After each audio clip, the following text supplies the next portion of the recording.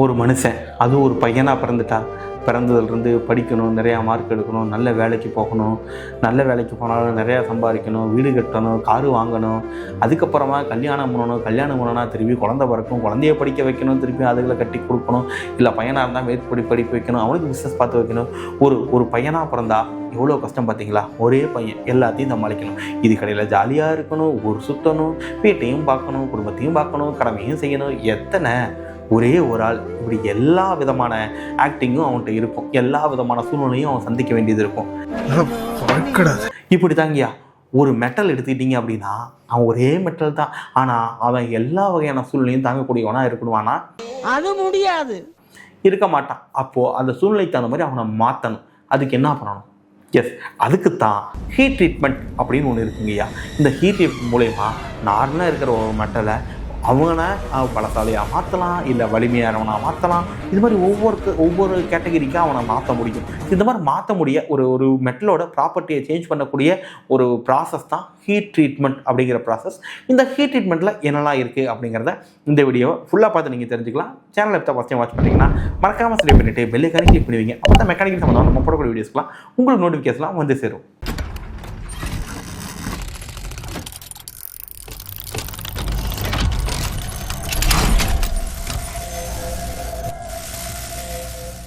Welcome friends, உங்கள் KK எம்இசிலேருந்து. ஐயா, அந்த ஹீட் ட்ரீட்மெண்ட் ஒரே மெட்டல் தாங்கய்யா.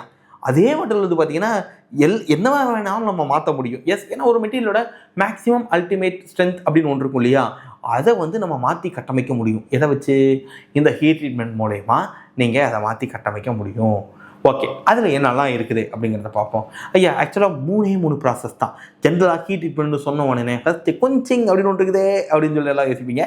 எஸ், அதெல்லாம் இருக்குது. அதெல்லாம் எப்போ வருது, எப்படி வருதுங்கிறத நான் பின்னாடி சொல்கிறேன். 3 ப்ராசஸ் தான். Yes, normalising, annealing, hardening. அவ்வளோதாங்கய்யா. ஏன்னா முடிச்சு போட்டிங்க பொசுக்குன்னு அப்படின்னு வச்சிங்கன்னா ஆமாங்கய்யா இவ்வளோதான் இருக்குது. நம்ம தான் பிடிச்சிக்கலாம் வந்து லிஸ்ட் எடுத்துக்கிட்டா இதெல்லாம் எப்போ வருது, எங்கே வருதுங்கிறத நான் சொல்கிறேன். ஃபஸ்ட்டு வந்து நார்மலைசிங் அப்படின்னு ஒன்று இருக்குதுங்கய்யா. இந்த நார்மலைசிங் வந்து பார்த்திங்கன்னா ஜென்ரலாக எதுக்கு பண்ணுவாங்க அப்படின்னு பார்த்தீங்கன்னா, அதாவது எந்த ஒரு ப்ராடக்டாக இருந்தாலும் எந்த ஒரு பொருளாக இருந்தாலும் அந்த பொருள் வந்து பார்த்திங்கன்னா ஸ்ட்ரெஸ் ஆக்ட் ஆகிட்டு இருக்கும். கண்டிப்பாக அது மேனுஃபேக்சரிங் ப்ராசஸில் பண்ணிட்டு வரும்போது நிறையா ஸ்ட்ரெஸ் இருக்கும். நிறையா ஸ்ட்ரெஸ் இருந்தால் சீக்கிரமாக உடையக்கூடிய கெப்பாசிட்டி அதுக்கு இருக்குது, ஈஸியாக உடஞ்சிரும். அப்போது அதோட ஸ்ட்ரெஸ்ஸை ரிலீவ் பண்ணுறதுக்காக நம்ம என்ன பண்ணுறோம் அப்படின்னா, நல்லா பக்காவாக ஹீட் பண்ணி, அது சர்டைன் டெம்பரேச்சர் இருக்குது, 350 டிகிரி, 400 டிகிரி, 450 டிகிரி அப்படின்னு. அந்த டெம்பரேச்சருக்கு ஃபர்னஸ்லையோ இல்லை ஏதோ ஒன்றில் ஹீட் பண்ணணும். அதில் அது பெரிய ப்ராசஸ், ஏகப்பட்ட டைப்ஸ் இருக்குது, அது அப்புறம் பார்ப்போம். ஸோ இப்போ அதை ஹீட் பண்ணணும், அவ்வளோதான். ஹீட் பண்ணி அப்படியே எடுத்து காற்றாட ஃபேன் காற்றுல வச்சுட்டோம்னா, இல்லை வெளியில் அப்படியே காற்றாட வச்சிட்டிங்கன்னா அது மெதுவாக கூலவாப்பில். இப்படி ஆகும்போது அதில் ஸ்ட்ரெஸ்ஸே இருக்காது. ஸ்ட்ரெஸ் இல்லைன்னா ஈஸியாக உடையாது.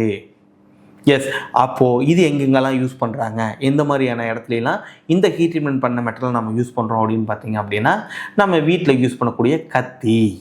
எஸ், கத்தியெல்லாம் என்ன பண்ணுவோம்னா நார்மலைஸ் பண்ணியிருப்போம். அது மாதிரி நார்மலைஸ் பண்ணுறதுனால தானே அதில் ஸ்ட்ரெஸ் இல்லாமல் இருக்கும், ஈஸியாக வெட்டினா வெட்டும், ஓரளவுக்கு வளையிற தன்மையும் லைட்டாக இருக்கும். ரொம்பலாம் வளையாது, லைட்டாக வளையிற தன்மையும் இருக்கும். பட் வெட்டும்போது பிரிட்டிலாக இது உடையாமல் இருக்கும், ஸ்ட்ரெஸ் இருக்காது அதில். ஸோ அதனால் நார்மலைசிங்லாம் இந்த மாதிரியான பொருட்களுக்குலாம் ஜென்ரல் பர்பஸ் யூஸ் பண்ணுறதுலாம் நார்மலைசிங் பண்ணுவோங்கய்யா. ஓகே, அடுத்து வந்து பார்த்தீங்கன்னா அனிலிங் அப்படின்னு ஒன்று இருக்குது. ஐயா, அனிலிங்கிறது என்ன ப்ராசஸ்னால், ஒரு மெட்டலை ஹீட் பண்ணுவோம், ஒரு 650 டிகிரி ஹீட் பண்ணிவிட்டு அப்புறமா ஒரு 3 மணி நேரம் 650 டிகிரியிலே மெயின்டைன் பண்ணுவோம். அடுத்தது 3 மணி நேரம் 400 டிகிரியிலே மெயின்டைன் பண்ணுவோம். அடுத்த ஒரு 3 மணி நேரம் ஒரு 150 டிகிரியில் மெயின்டைன் பண்ணுவோம். ஸோ இது சார்ட் வந்து மாறும், ஒவ்வொரு பொருளுக்கு ஒவ்வொரு தகுந்த மாதிரி மாறும். அது பட்சத்தில் சார்ட் தனியாகவே இருக்குது. ஓகே, ஸோ இந்த மாதிரி வந்து பார்த்திங்கன்னா அந்த ஃபர்னஸ்குள்ளேயே வச்சு அதை வந்து பார்த்திங்கன்னா திருப்பி அதை ஹீட்டை கொஞ்சம் குறைச்சி மெயின்டைன் பண்ணிக்கிட்டே இருக்கும். சர்டைன் டெம்பரேச்சரில் மெயின்டைன் பண்ணி படிப்படியாக வெளியே கொண்டு வருவோம். இப்படி கொண்டு வரதுனால அது என்ன ஆகும் அப்படின்னா, அதில் ஸ்ட்ரெஸ்ஸு சுத்தமாகவே இருக்காது. இதனால் என்ன பர்பஸ்னால், நம்ம உடைய மாட்டாப்புல அவ்வளோ சீக்கிரம். அதுக்கு பதிலாக என்ன பண்ணுவாப்புலனா நல்லா வளைவாப்பில். ஆமாங்கய்யா. இப்போ இந்த மாதிரியான மெட்டல்லாம் எங்கே யூஸ் பண்ணுறாங்க அப்படின்னா, நீங்கள் பில்டிங் கட்டும்போது நீங்கள் பார்த்துருப்பீங்க, சிவிலில் அது கட்டு கம்பியெல்லாம் வச்சுருப்பாங்க இல்லையா, அந்த முறுக்கு கம்பியெல்லாம் போடுவோம்ல, அந்த மாதிரி கம்பியெல்லாம் வந்து பார்த்தீங்க அப்படின்னா டிஎம்டி ராடெலாம் சொல்லுவோம் இல்லையா, அது எல்லாமே அனிலிங் பண்ணப்பட்டது. அது வந்து பார்த்திங்கன்னா சேம் இதே அயன் ராடு தான். பட் அது பார்த்திங்கன்னா வளைச்சிங்கன்னா வளையும், உடையாது அவ்வளோ சீக்கிரம். நல்லா வளைச்சிங்கன்னா வளைவாப்பில் 90 டிகிரி வளைச்சிங்கன்னா 90 டிகிரி வளையிறங்கய்யா அப்படின்னு சொல்லிட்டு என்ன சொன்னாலும் சொல்லி கேட்குறானே, யாரா இவன் அப்படிங்கிற மாதிரியா இருக்கும் நம்மளுக்கு. அவன் தான் அனிலிங் பண்ணவன். அப்போ அனிலிங் பண்ணால் ஸ்ட்ரெஸ்ஸு சுத்தமாகவே இருக்காது. ஸோ நம்மளுக்கு வந்து பார்த்திங்க அப்படின்னா வளையிற தன்மை, அதாவது எலாஸ்டிசிட்டின்னு சொல்லலாம். ஸோ எஸ் எல்லாத்தையும் சொல்லலாம், ஓரளவுக்கு ரிட்டர்ன்லாம் எல்லா டைமும் ஆகாது, பட் ஓரளவுக்கு வளையிற தன்மை இருக்கும். அப்போது இந்த மாதிரியான இடத்துக்குலாம் இதை வந்து நம்ம யூஸ் பண்ணலாம். எதுக்காக இந்த மாதிரி கம்பிகள் யூஸ் பண்ணுறாங்கன்னா, ஒரு இடத்துல நீங்கள் ஸ்டிஃபாக நின்னீங்கன்னா உடஞ்சிருவீங்க. அப்போது சில இடத்துல லைட்டாக வளைஞ்சு கொடு தம்பி, ஒன்றும் பண்ணாது அப்படின்னா இவனை யூஸ் பண்ணிக்கலாம். அப்போ இந்த மாதிரியான வளைஞ்சு கொடுக்குற தன்மையை ஒரு மெட்டலுக்கு நீங்கள் அதிகமாக்கணும்னு நினச்சிங்க அப்படின்னா அது நீங்கள் அனிலிங் ப்ராசஸ் பண்ணிக்கிங்க. ஓகே, அடுத்ததாக ஃபைனலி நம்ம வந்துட்டோம். இதுக்கு வந்து பார்த்தீங்கன்னா, அதாவது நான் சொன்னேன் இல்லையா, ஹார்னிங் அப்படின்னு நான் சொன்னேன். இந்த ஹார்னிங் வந்து பார்த்தீங்க அப்படின்னா 2ஆக பிரிக்கலாம். எஸ், இங்கே தான் நீங்கள் எதிர்பார்த்ததெல்லாம் வரப்போகுது. எஸ், கொன்ச்சிங் அப்படின்னு ஒன்று இருக்குது. கொன்ச்சிங்னா சொல்லவே வேண்டாம், நம்ம மக்களுக்கு எல்லாத்துக்குமே தெரியும். அதாவது ஒரு மெட்டலை சர்டைன் டெம்பரேச்சர் லைக் 600 டிகிரிக்கு ஹீட் பண்ணுறோம். ஹீட் பண்ணிட்டு சடன் கூலிங் பண்ணுறோம். சடன் கூலிங் அப்படி தண்ணிக்குள்ளே முக்கி விட்றோம், இல்லை ஒரு ஆயிலுக்குள்ளே டிப் பண்ணோம்னா சடனாக கூல் ஆகிடும். இது மாதிரி கூல் ஆகிறனால என்ன ஆகும் அப்படின்னா, நம்மளும் வந்து பார்த்திங்க அப்படின்னா கடகடன்னு ஹார்டாகிடுவாப்புல.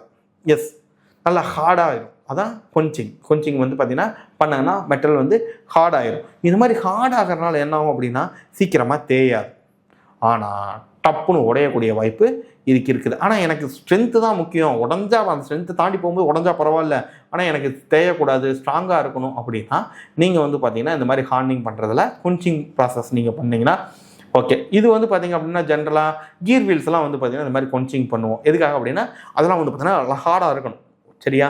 ஸோ ஹார்டாக இருக்கணும், சீக்கிரம் தேயக்கூடாது அப்படிங்கிறதுனால சேம் இதே மெட்டல் தான் இன்னொரு மெட்டலோட உரசும் போது தேயாது அவ்வளோ சீக்கிரம், ஏன்னா அதெல்லாமே கொன்ச்சிங் பண்ணப்பட்டது. ஓகேவா? ஓகே, அடுத்து வந்து பார்த்திங்க அப்படின்னா டெம்பரிங் அப்படின்னு ஒன்று இருக்குது. எஸ், ஹார்னிங்லேயே டெம்பரிங் அப்படின்னு ஒன்று சொல்லுவாங்க. இந்த டெம்பரிங் அப்படிங்கிறது என்ன அப்படின்னா, ஆல்ரெடி இந்த கொன்ச்சிங் பண்ணாங்க இல்லையா, இந்த கொன்ச்சிங் பண்ணதையே எடுத்து நார்மலைசிங் பண்ணுவோம். எஸ், கொன்ச்சிங் பண்ண எடுத்து நார்மலைஸ் பண்ணால் என்ன ஆகும்? கொன்ச்சிங் பண்ணிங்கன்னா நல்லா பிரிட்டில் ஆகிடும்னு சொன்னேன். இதுவே நார்மலைசிங் பண்ணால் அது வந்து பார்த்திங்க அப்படின்னா இன்னமும் அந்த பிரிட்டில்னஸை கம்மி பண்ணி கொடுத்துரும், ஸ்ட்ராங்கும் ஸ்ட்ரென்த்தும் அப்படியே மெயின்டைன் ஆகும். இது எங்கெல்லாம் யூஸ் பண்ணுறோம் அப்படின்னு பார்த்தீங்கன்னா, இதில் நம்ம ட்ரில் பிட்லாம் பார்த்துருப்பீங்க இல்லையா?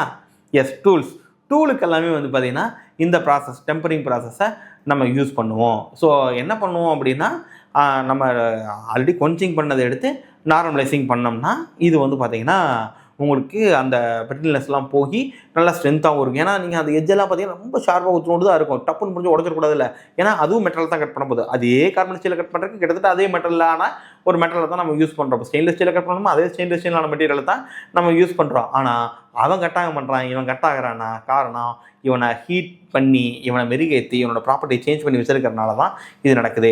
அப்போது ஒரு மெக்கானிக் இன்ஜினியராக எடுத்திங்கன்னா இந்த ஹீட் ட்ரீட்மெண்ட் அப்படிங்கிற ப்ராசஸ் இன்றியமையாத ஒன்று.